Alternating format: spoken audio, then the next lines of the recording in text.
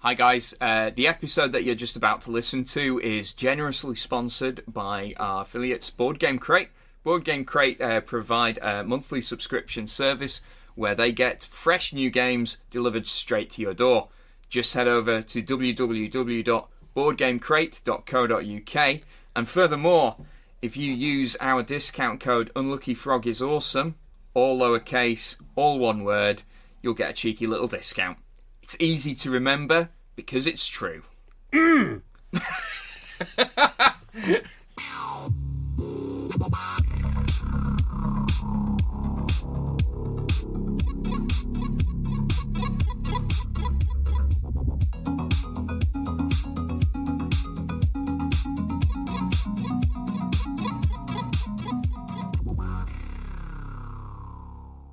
Hello and welcome to the Unlucky Frog Gaming Podcast. I'm your host, Ben Porter. Joining me this week, co-host Charlotte Porter. Hello. And Mark Cooke. Hello again. From AireCon. Hi. Hello, hello. Again, yeah, we just can't keep you away, can we? Yeah, I'm trying to make myself like one of those recurring characters. I'm too lazy to make my own podcast, so I just keep going back on other people's. Like So Wilson. Just hijack it. Yeah. Just hijack other people's. Exactly. So, we're going to talk a little bit later in the show about AireCon, have a bit of a retrospective on that. But before we do, we've got a few bits and pieces of news to cover off. So, first things first, this is a bit of a sad one. Larry DeTillio, who is probably most famously known for the Mask of Nyarlathotep campaign for the Call of Cthulhu roleplay, has died. He was probably one of the sort of first generation of game designers. So it's a sad fact of life, but it's a lot of the old school roleplay writers. They're obviously quite a bit older than the rest of us. So I mean, what a legacy! That's one of the most celebrated role-playing supplements of all time. There you go. So. Now we've got the sad stuff out of the way, we'll get on to the ridiculous stuff. Did not think that this would be a thing. By someone I mean a company called the Dragon's Tomb, has decided to make a parody of Cards Against Humanity. They've called it Offensive Adult Party Game. Yeah, I think I'd seen a picture of it online as well, and it looks very much like Cards Against Humanity. Well, this is it. I mean, I hate Cards Against Humanity as much as the next guy, but I think had this just been like a little parody video, then that would have been fine. It seems a little bit cheeky to charge people money for this when it is like insert joke that I'm too unoriginal to come up with myself, and it's got the same idea where you've got the blank prompt card, and then you've got the different things that you can put in. But what's your take on it, Mark? I've not seen loads about it. Like I've had a quick whiz through the Kickstarter. I mean, it's funded, which I guess is good for him. But yeah, it's kind of funny. It's not really a game, is it? It's a joke, and jokes are pretty much under in about 30 seconds. And so I don't know what people are going to do with it once they've kind of got the joke.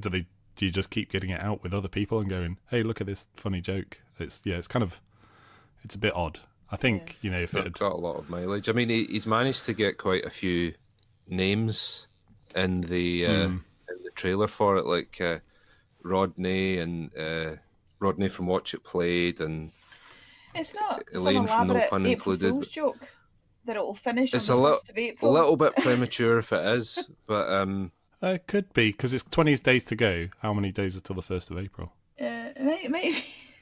It could well be. They might just cancel it at the last minute and just be like, haha, weren't we funny? Yeah. But does that not make him the fool then? I was going to ask, who is it actually aimed at?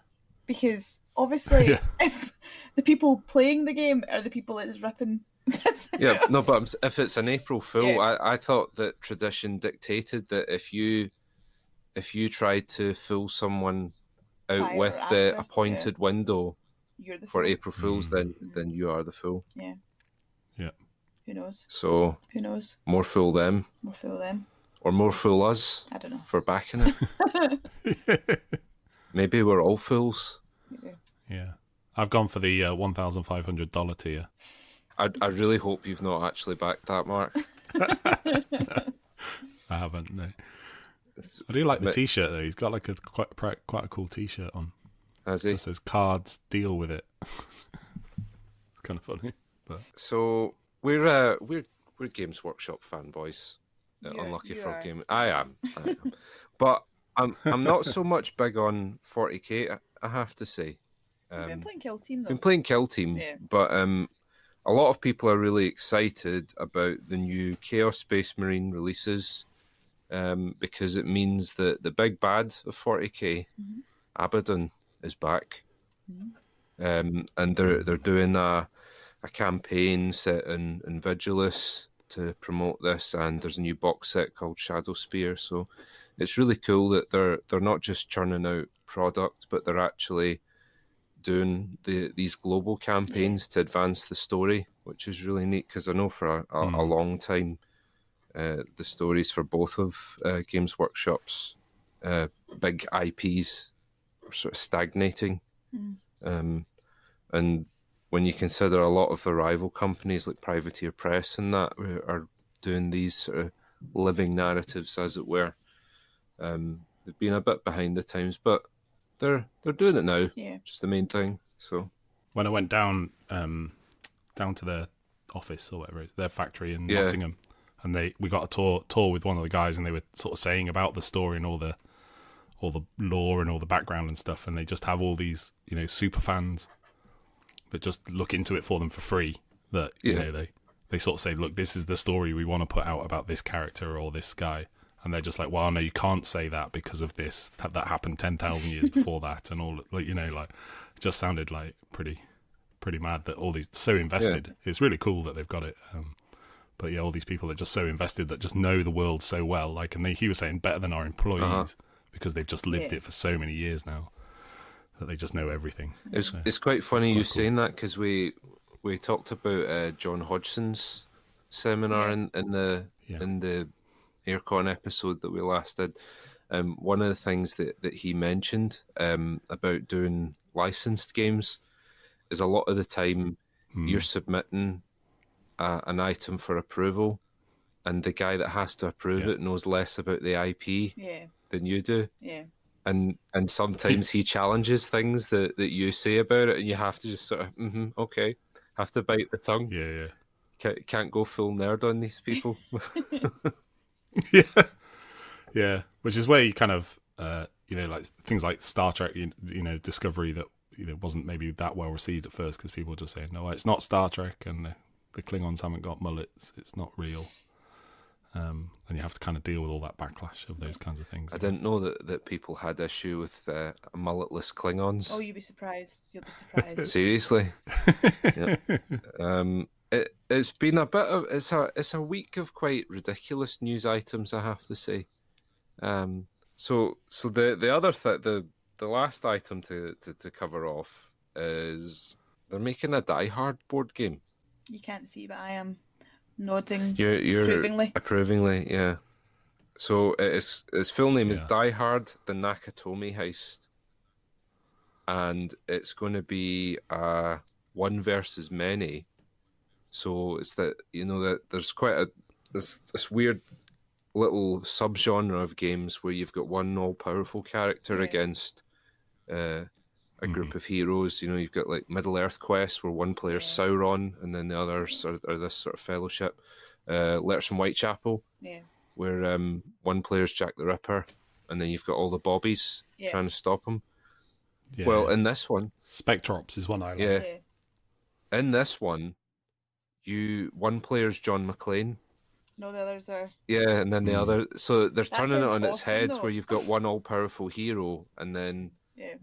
I guess the terrorists. I kind of even like the idea though of maybe making it a dexterity game where you have to try and get Hans Gruber to fall off. I think that'd be a great game, but like a cross between Pop-Up Pirate and Kerplunk. Guys, I've got a confession to make. You don't know what we're talking about, do you? No, I'm really not invested in the Die Hard franchise. Ben, Wow. I'm so disappointed in you. I think we might be in line for our first piece of hate mail with that revelation. I love Die Hard. I don't get the appeal. You're a fool. Apparently. What's your take on a Die Hard game, Mark?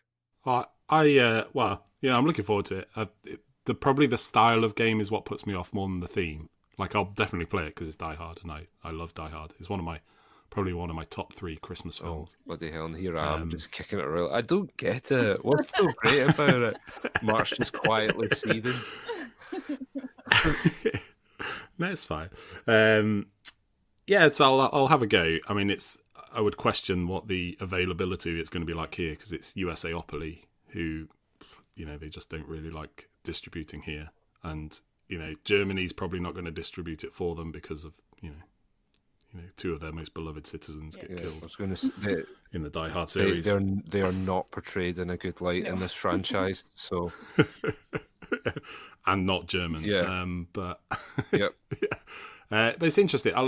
It's interesting how they've got around the license thing. So they've not actually bought the license for the films, which is why the artwork is kind of different. I think they've got it from the books, which is actually public license. So that's how they've managed to kind of get around to be able to do the Die Hard game. Go. Because it is a bit more stylized, isn't it? Looking at the cover art, it's a sort of silhouette with the shattered glass rather than murder mystery kind of. Yeah, rather than using actual images from the film, which is what they normally do with licensed product, or they paint over a still from the film as well. You see that a lot. Yeah. I think the first player token should just be like a white vest. It's just... yeah, that you have to wear for the whole game. A tattered white vest. Exactly. But so were you thinking like a wooden vest? Yeah, but I think Mark's thinking an actual vest. An actual white vest that the first player has to pair. Not an actual white vest that you have to wear. Or and then like through the game you just pour more blood on it. The John McClane player has to wear the vest. Yeah. Oh, you just open up the manual. The first part set up. The John McClane player takes the vest. Lovely. I could see that being like start player condition. Last person to wear a bloodied white vest or something. Last player to overthrow a terrorist syndicate is John McClane. Yep. The person with the worst German accent. It's funny you saying that about availability potentially being a problem, because it seems to be a problem with games in general at the moment, doesn't it? Yeah. But I think this is because of the publisher it's coming from. It's it's a known issue that they don't really distribute into the European market. So I would be expecting people will be shipping it over at silly money. Oh, yeah. If you think it's going to be like a £40, £50 game, I would imagine people are going to be paying 80, 90, £100 plus. Just to get it because it's Die Hard and they can't get it here, and then someone will pick up the license here, and then all of a sudden it'll be available. Good old scalpers. I think it's happened with quite a few games now. Yeah.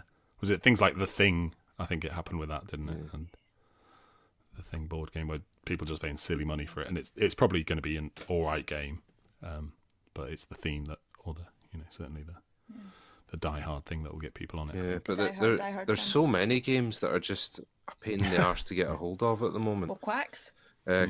Well, yeah. I had a bit of a debacle at the weekend where I'd played Quacks of Quedlinburg at AireCon, and I thought, I love this game. I'm going to go and get it. So I went to my local, picked it up, £35. It's fine, and I'm happy to pay a little bit more if it's going to a small business rather than picking it up cheaper on Amazon or something like that. So I get it home, open it up, and the cards are all in Spanish. Everything else in the game was English except for the cards. So I contacted my local retailer, and they said it's a manufacturing defect, no problem, we'll take that back. But they had to give me a refund because that was the last copy they had, and the distributor doesn't have any left. Yeah, and I say that close to having it. We're close to having it, but apparently someone working on the assembly line was half asleep that day and gave us Spanish cards. So, and I unfortunately don't know Spanish, so that was not an option. You just need to find up the matching person that's got Yeah. the Spanish game with We could the try and English link up. cards. And then... to like share this post on Facebook. We can Yeah. see how many times it goes round. Yeah. They must be out there. Yeah. If you take a picture of yourself looking sad with it written on a whiteboard, they usually go around Facebook pretty But quickly. we'll need to do the post in Spanish and English. Yeah.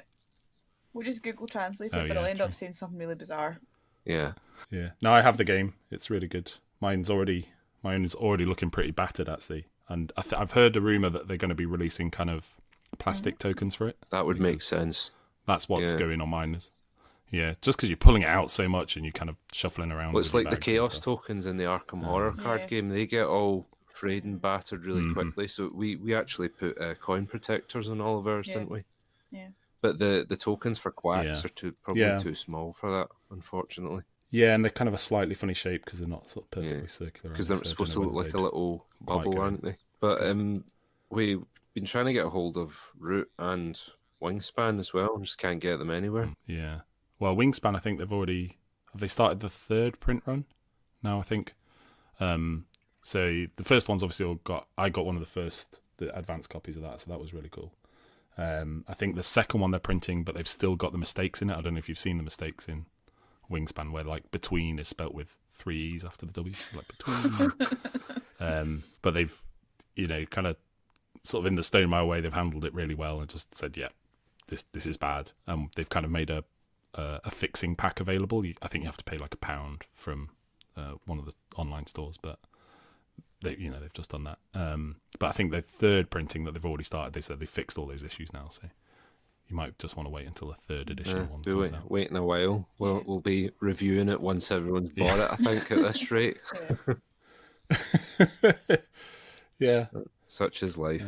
I suppose it's a good complaint to have in a way that that games are so popular that it's a little bit difficult to get a hold of them at times.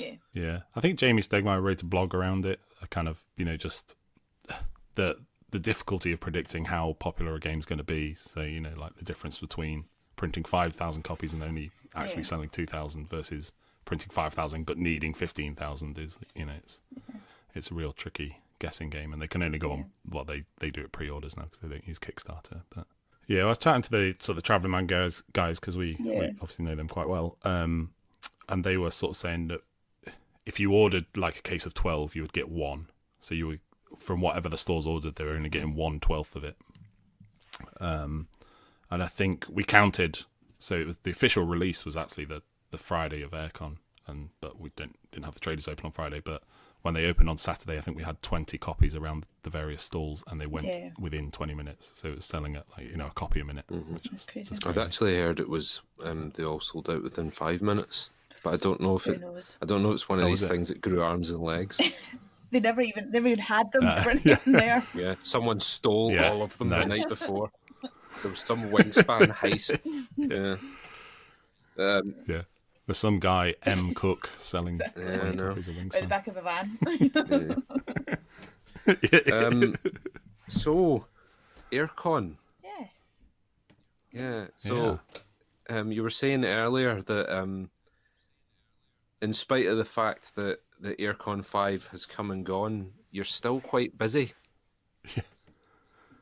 Yeah. It's kind of a funny. I guess you think, certainly from attendees, once we've shut the doors, they go home and then move on to the next convention. But we've got just a load of wrap up stuff that just seems to get bigger every year. More stuff that we have to do, even just little things like changing all the banners on social media and updating everywhere where the date might be mentioned with the new date, and then just post kind of reviewing the convention, starting to look at the kind of space that we're going to need next year. We sort of reserve space each year for the following year, but we have to wait until the convention's done before we can confirm on that to see what numbers we're like and things. So yeah, it's just a lot, and just kind of sorting through all the piles of boxes of stuff that we have left over, which is kind of funny because we have a bunch of stuff from things like events that I did with Bez. We had a load of bamboo poles and all these random things that are just left over, bottles with like battered chewing gum in it and things. Oh, it's horrible. Yeah. So it's just that, kind of the sorting out post stuff that you have to just work through, and certainly less glamorous side of things. Yeah. Yeah. You listened to our podcast where we talked about AireCon. Yeah. And I was going to say that I was going to paint some horrible picture of you, but you were absolutely furious, and you came on here to right the wrongs that you felt that we had cast upon AireCon. But we said just before we came on the show that I think that your average punter maybe doesn't quite have a full appreciation for just how much goes on behind the scenes of a convention, because it is a lot of work. That being said, what do you feel went well with AireCon 5, and what do you feel didn't go so well? Yeah, sure. I think it's kind of I think a lot of people probably appreciate that it is a lot of work, and you get afterwards people kind of are very kind and sort of saying thanks for everything you did.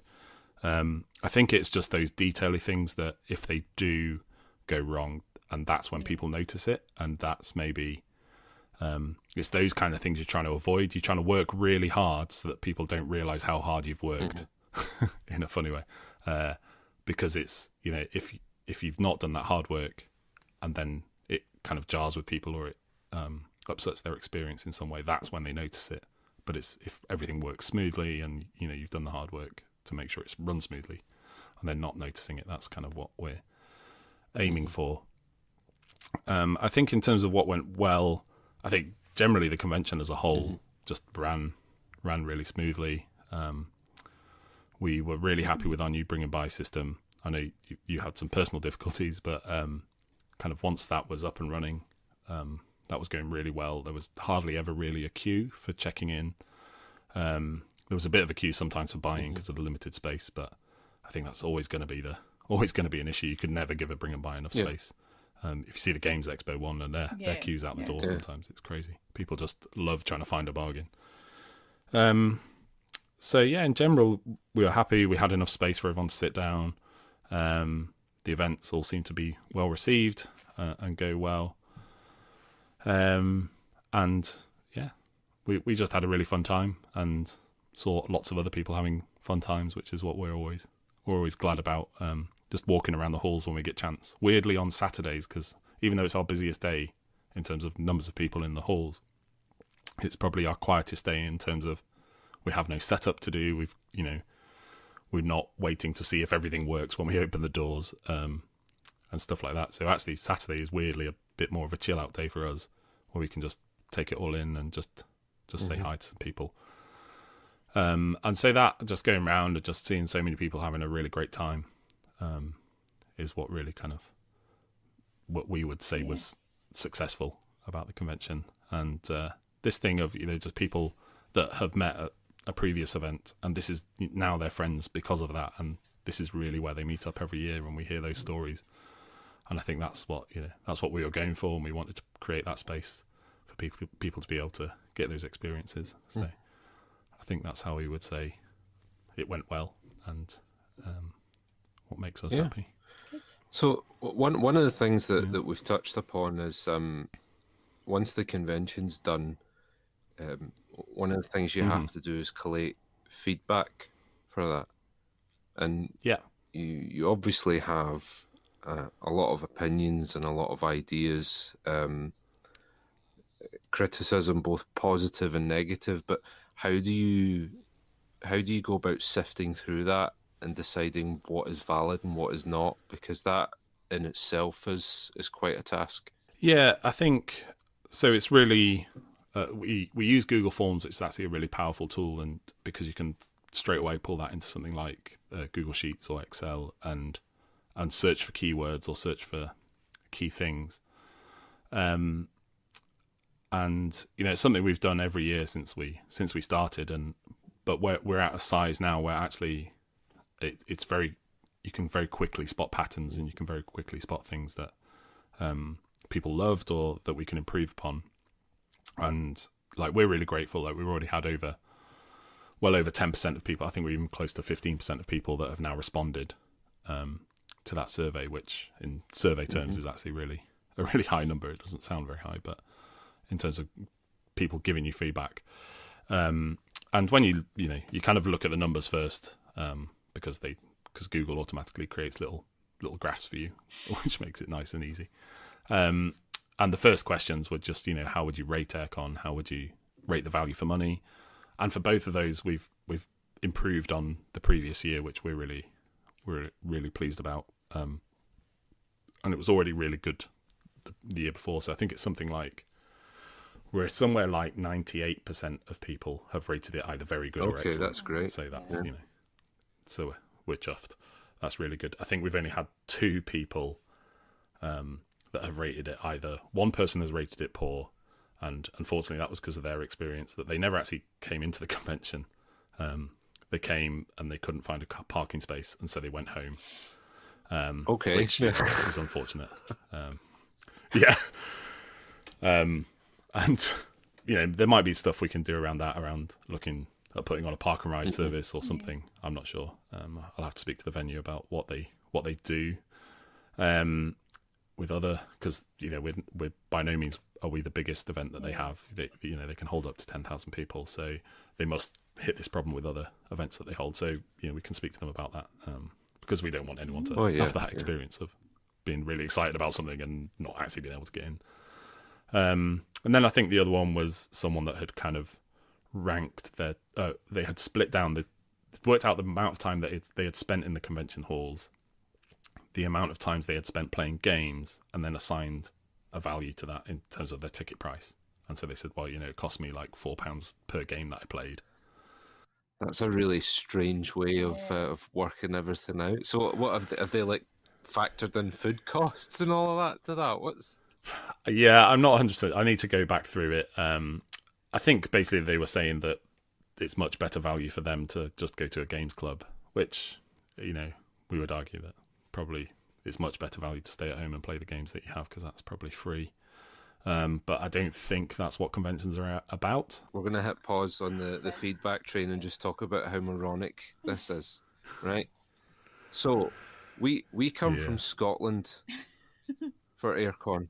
Right, okay, so we probably, in the spectrum of people there, have to travel the furthest, all right? So see, by this guy's logic, every game that we play at AireCon costs a lot more than that. Yeah.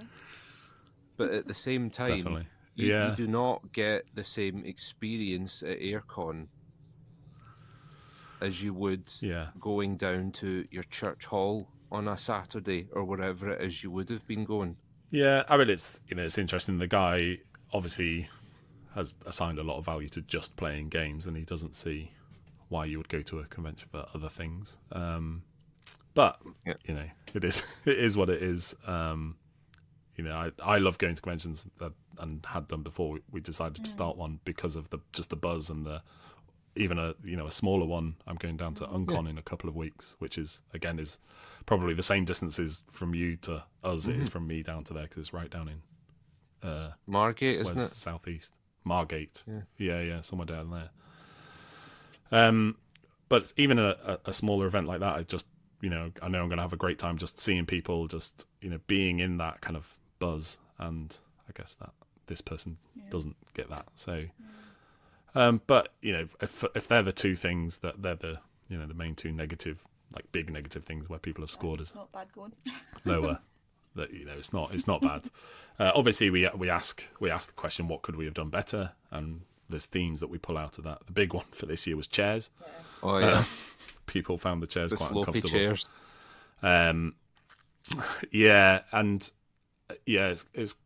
It's a strange thing, because we used a new furniture supplier and we wanted to use someone that was more local.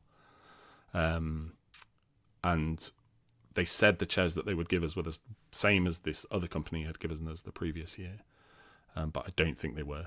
And also the previous year we we get a certain amount of chairs from the venue that they just have in stock there, which are the kind of bigger, comfier ones. They're the ones in the conservatory. Yeah, the ones they have in the conservatory, the one in the Yeah. upstairs hall, Yeah. are slightly different, but still more comfortable. But unfortunately, there was another conference on the Friday that they'd already said could use those chairs, so we couldn't. Like, there's no way that we could have moved all of those. It was about 1,500 chairs. In 2 hours on a Saturday morning would have been a mammoth task. But we're hoping next year that we'll have those chairs. They'll be down in the main hall and they'll be there for the full weekend. On Friday, I'm actually going to the furniture, where we hire the furniture from, and I'm picking up 4 chairs. They've got premium folding chairs. I'm going to pick up 4 of them, and I'm going to have them in my games room, which you can see behind me. And we're going to have a few games nights on them and see how we get on. They've said that they're more sturdy, they're wider, they're more comfortable. They are quite a lot more expensive already.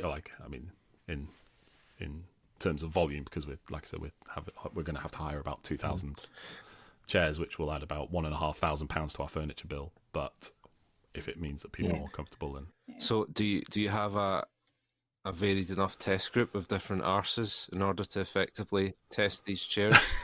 yeah, I'm probably at the higher end of. So if it withstands the Cooke the test, testing. then it's Your wife might be in the same position, because I couldn't, obviously being pregnant, I've not got a great balance, and so sitting on the seats, I couldn't quite. My centre of gravity was quite off, so she could test them as well.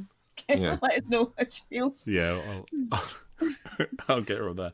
But the good news is that for the main part, we'll have the more comfy chairs downstairs, like it was last year. It just wasn't, logistically possible this year.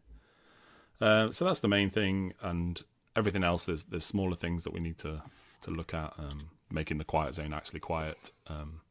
But we have a plan for that already. Where we're probably going to take more space again in the convention centre next year. And what it'll be is upstairs, where if you went up there near Hall D, there's another hall called the Queen Suite, which is a little bit smaller, but it's actually all carpeted and it's got all these movable walls. And we think we can get it into a configuration where it'll sort of have 3 rooms in it. And basically, one of the biggest bits will be the bring and buy will be up there. And then we'll probably use a section off about half of it for RPGs.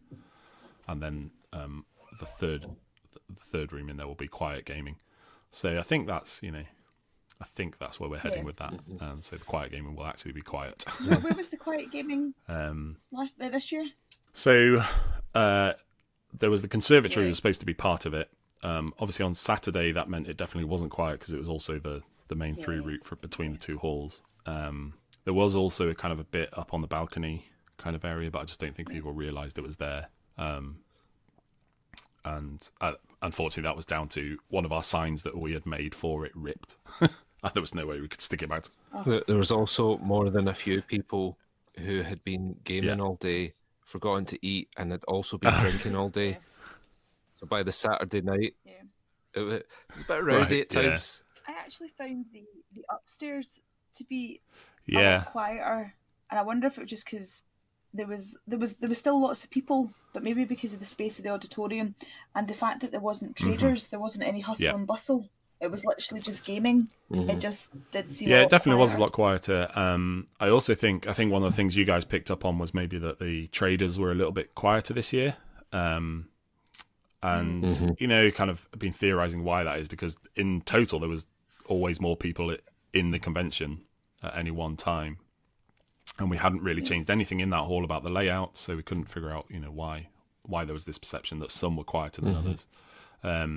And I think as well it sort of depended on who you speak to. There was definitely some people that were quiet, and we're going to try and work on that. But there was other people that the Travelling Man guys were sort of saying that they took as much in one day this year as they did over the whole weekend last year, and kind of funny things like the Ludi Creations guy had the team there had a busier Sunday than they did Saturday, which is kind of odd. But I think because of things like that, I think maybe what it is that people just didn't realise that upstairs hall was there. And so what we've seen in the past is that people would come and grab a table, play a game, and then get up and go and wander around, knowing that they would still be able to get a table somewhere else. But I think on Saturday in that room, it got so busy that people were worried about losing their table, not realizing there was still another 900 seats upstairs that they could go and sit at. Yeah. And so they were kind of almost not going and looking around because they were just scared of losing their space, I think. I don't know. It's hard with so many factors. Yeah. I know Sarah from One Free Elephant had said that on the Saturday you had all the folks queued up waiting to get in with their wheelbarrows full of games. Yeah. And it was just a mad rush to get the end tables. I think maybe like you're saying, there was this misconception that there was more people in attendance, but that there wasn't more space, even though it was advertised. I guess maybe people didn't realise that whole corner up of the upstairs was open. There's that, and again, there's things we're working on with that. Like, we'll probably actually have both entrances open properly next year, so we can actually direct people. And we had a traffic light system next at the main ticket desk, but we didn't have it at the second entrance. So if people were coming in there and just going straight into the big hall, they might not have realised that there was these two other gaming areas upstairs. And the other thing really is just our website was pretty is pretty tired, and you guys picked up on this as well, that and it's definitely kind of that thing that you spoke about, which is where we've certainly outgrown the website that we have. And so it's quite hard for people to find that information. So even though we had this information about the extra gaming areas, people just couldn't find that anywhere because of the way the website was built. So we're already working on a new one that's hopefully going to be easier to navigate and hopefully easier to find the information that's needed. There's a lot of information. That's the thing. It's not as if, because where do you find the stuff about the exhibitors? How do you find out about the events? There's a lot of information, and so I think having a site that's a lot more navigable. I can't say that word. Navigable. That's the word. Just makes it much easier for the first instances, so you can even find out who you want to see, what you want to do, all those type of things. Yeah. It's more or less in alpha testing at the moment. It is, isn't it? Yeah. I've been doing some work on it. So I said to you guys in a message that what we actually had. The original plan was when we got that one built, which was now 3 years ago, maybe four events ago. I can't remember. We were much smaller. We were in Bradford in a church hall with about 200 people. And so there wasn't as much information that was needed. It was only a 2-day convention. There wasn't as many events, all this kind of stuff. But the guy that we had hired at the time, and we went through with him, if we continue to grow, we're gonna quickly need something different. And it served our needs back then. And so we kind of built into the contract that we had with him that we would do a redesign 2 years later, which was last year, for AireCon 5. Unfortunately, he just kind of fell off the face of the planet. We weren't able to get hold of him. We weren't nothing was happening after constant emails, and then eventually got to the point where I was too busy to do it myself. And you never know with conventions how much spare income you might have. It's all very tight. And so we didn't know whether could we just shell out again for someone else to do it. And in the end, we had to make the call that we just couldn't risk it this time because, like I said, we're taking extra space. Our costs have gone up pretty rapidly. But yeah, literally, I think it was 2 days after AireCon closed, I just said, yeah, I'm just going to do it myself now, and started doing a new website. So, and hopefully we'll get there. Yeah. So, is it safe to say that AireCon is approaching being more or less a full-time gig then, in terms of the amount of planning involved? Yeah, certainly in the sort of 5, when you hit the 5 months to go kind of period, it definitely ramps up. And because we do so much of it ourselves, we feel that work a lot more. So all of the graphic design, sort of social media, like web stuff, events, booking in exhibitors, I do all of that kind of stuff. Ben does all of our accounting, ticketing, and just a lot of the kind of behind the scenes stuff. that people like that stuff that if it goes wrong, people notice, and the bring and buy stuff and the library. Ben is over all of that, but we also both have full-time jobs, so it definitely feels like 2 more full-time jobs like that we're doing on top of our normal work. And we spoke to, so we're quite good friends with Tony and Richard from the Games Expo, and we spoke to them, and they said that they went through this similar period where it's just the convention is at a big enough place where it just requires a lot of your time, but it's not at a big enough place where you can get paid for it. So, and that's the kind of bit we're in. That might last 3 years, 4 years, who knows? But you just kind of got to power through, because it's kind of a funny thing, conventions, that the actual amount of money that comes in is actually quite a lot. Like, we're probably going to have to go and get VAT registered this year, but the bills that you're paying out is also huge. So it's like the bit that you've got spare to play with is actually quite small. But we do it because we love it, and that's when we first started. I think you guys picked up on as well that that we didn't realize how big it would get and how quickly it would get this big, and that's definitely a case. We started initially in my house, but when we first did the first public one, we aimed for 100 people, and we stopped it at 100. We stopped the sales, and then we said, right, okay, well, let's put it up to 250 and stop the sales at 250, and that's kind of how it happened. So, but then when we moved to Harrogate and we had all this extra space, we just kind of went, well, let's just see what happens, and people just love playing games. So it's grown definitely, and it definitely feels at points that you're just trying to hang on. But I think we're doing our best to listen to some of that feedback. Like I said, in general, we feel like the show still went really well. That the main bits that we had on ran well, and we were happy with them. But there's just these kind of little niggly things and it's, if you equate it to a game, it's like if there's a symbol on a card that doesn't make sense, it kind of just jars a little bit, and you kind of go, oh, that was a bit annoying.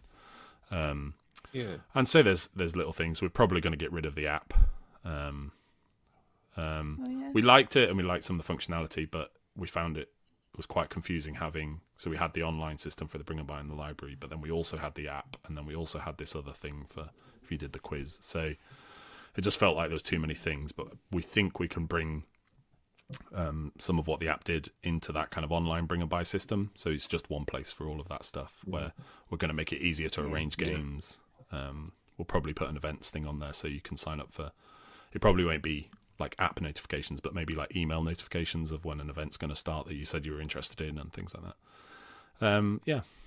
It strikes me, for all we did raise some criticisms about AireCon, compared to some of the shows that we have been very critical of.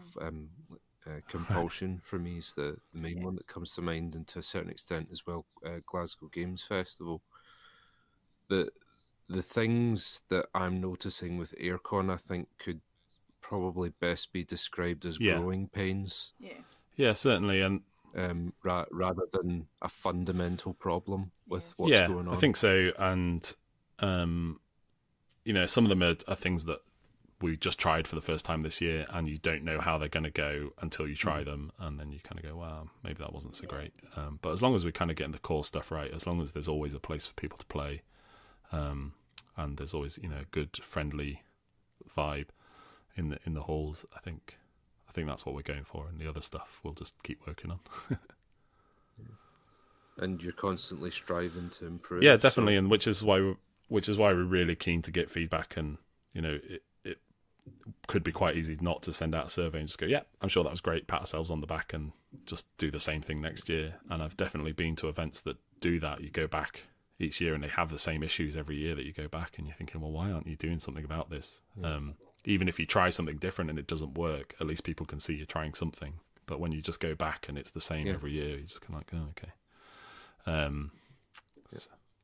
So for people that want to submit ideas for AireCon, or just generally give you feedback on that, how can they go about doing that? If they attended, we still have the survey still open. The easiest way to get to that is just from our Facebook page. It's a pinned post at the top. if you have ideas of things that you think we should do in future, if they don't fit into the kind of traditional survey formats, you can just email me, or email our general email. Either one, they both come to me. So which is mark@aircon.uk. So it's pretty easy. Or we have a connect form on the website, a contact form on the website. You can send stuff through. I've already had a bunch of stuff like people asking if we could do like LARPs next year, which sounds quite interesting.